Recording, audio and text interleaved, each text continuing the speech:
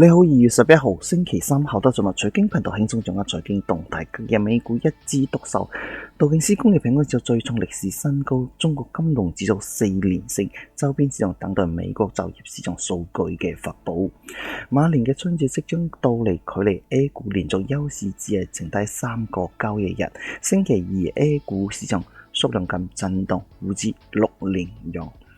節前嘅市場整體相對穩定，恒生指數企穩27000點做強勢嘅震動。近日嘅市場成交量同埋前期嘅高峰期相比嘅話有所回落。臨近於春節，部分投資者可能提前咁進入到休假嘅狀態，市場成交量出現咗一定嘅下降。但係目前市場成交量仍然向2萬億左右，說明咗投資者嘅交投嘅意願仍然比較活躍。根據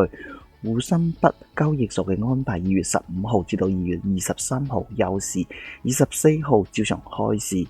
，14號同埋28號係星期六係週末休市。響歷史行情嚟睇，A 股市場存在比較明顯嘅春節嘅日曆效應。過去10年以嚟 ，A 股有比較大嘅概率係上升。上海證券指數響節後嘅5個交易日同埋節後嘅10個交易日上升嘅概率去到70%。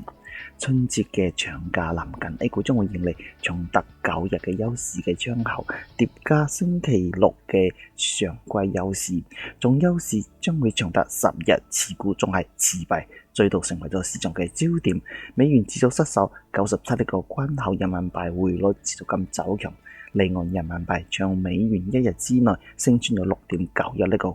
關口，繼續咁實施2023年5月以嚟嘅新高。截至到2月9號，已經有13家券商密集咁發布策略嘅觀點，罕見嘅達成一致嘅共識，都係建議持股過節。目前市場整體嘅趨勢依然向上，目前嘅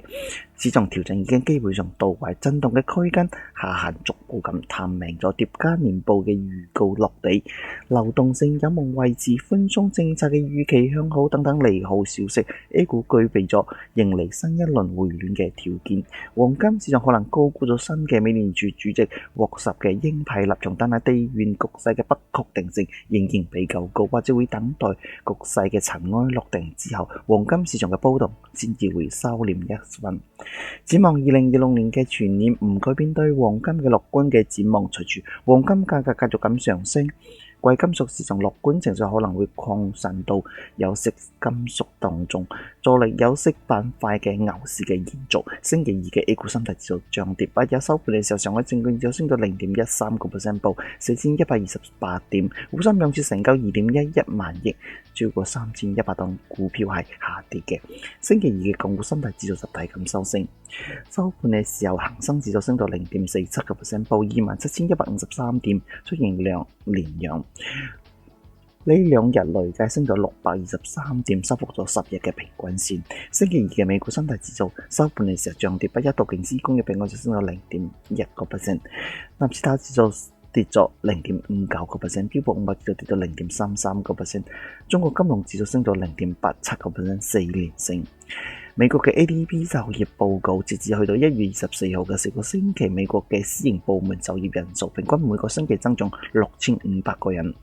美國1月份嘅小型企業信心指數係99.3，低於預期，低於前值。道瓊斯工業平均指數最高係上升去到50512點，創歷史新高。零售銷售增長率係0，未經過通脹調整嘅零售銷售額向11月份增長0.6% 之後，12月份係基本上係持平嘅。美國12月份嘅零售銷售意外咁停滯，表明咗消費者向年尾嘅指數更加為之謹慎。市場等待本週三嘅時候將會公布美國1月份嘅非農就業報告。美股1月嘅日嘅平均成交量去到創紀錄嘅1.03萬億美元，同比增長50%成交量嘅上升。部分原因在於股票變得越嚟越貴。截至到1月底嘅過去12個月，標普500指數上升咗15%。作為背景，自2020年疫情之後嘅散戶投資嘅熱潮開始到2025年年初嘅幾年入邊，美股每個月嘅日均平均嘅成交量基本上向5000億至到7000億美元呢個區間做波動。進入到2025年之後，美股嘅日均成交額先至向對等關稅嘅雞飛狗跳之中突破咗8500億美元，之後向9月同埋11月份連續突破咗9000億同埋9600億美元。巨頭宏觀就表示，標普500指數今年可能會得到科技股嘅支撐。巨頭宏觀一直對美股持積極嘅態度，預計標普500指數今年年尾嘅時候將會上升去到8000點。法國巴黎銀行就表示，隨住宏觀經濟同埋地緣政治風險嘅持續嘅存在，到今年年底嘅時候，黃金價格可能會攀升去到每盎司6000美元。中國官方所公布嘅12月份人民幣印鈔速度年化增長係8.5%，即係話你手頭上嘅1萬蚊，每年就少咗850蚊嘅購買力，建議需多翻一齊探討下。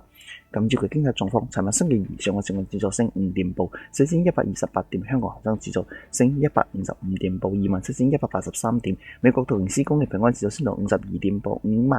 50188點，美元從人民幣進港價報6.9140，從1美元紐約黃金報5067.86美元一盎司，紐約原油報64.30美元一桶，美國10年期國債收率報4.143。香港靠得著物財經頻道，我哋嘅理財風格測評服務助理家庭保障投資理財事業發展，更上一層樓，助你事業運轉，鴻運當頭。